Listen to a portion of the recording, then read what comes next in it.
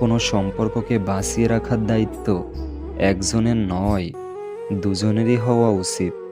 সেই সম্পর্ক কখনো ভাঙে না যে সম্পর্কটা টিকিয়ে রাখার জন্য দুজনেই সমান চেষ্টা করে।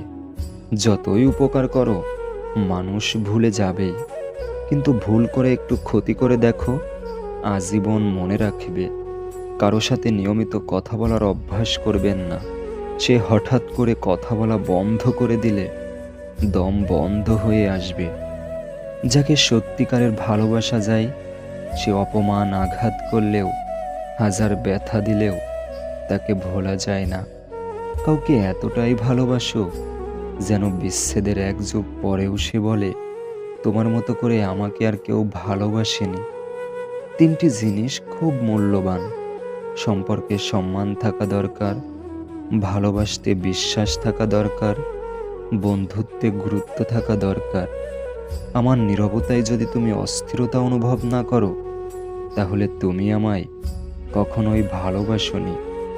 মানুষ সব পারে, কিন্তু মানসিক অশান্তি থেকে পালাতে পারে না। সংসারের কাজ করে মেয়েরা ক্লান্ত হয় না, ক্লান্ত হয় তখন যখন শুনতে হয় সারাদিন কি করো।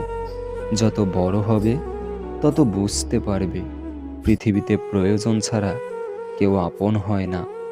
জীবনের রাস্তা কখনো শেষ হয় না, একটা বন্ধ হয়ে গেলে আরেকটা খুলবেই, এটাই বাস্তব।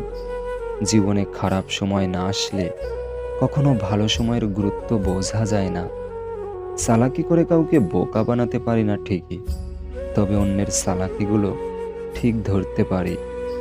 আমরা মানুষেরা কত অদ্ভুত। আমরা যখন কাউকে ভালোবাসি তখন তার খারাপকে ভুলে যাই, আর যখন কাউকে ঘৃণা করি তখন তার সব ভালোকে ভুলে যাই।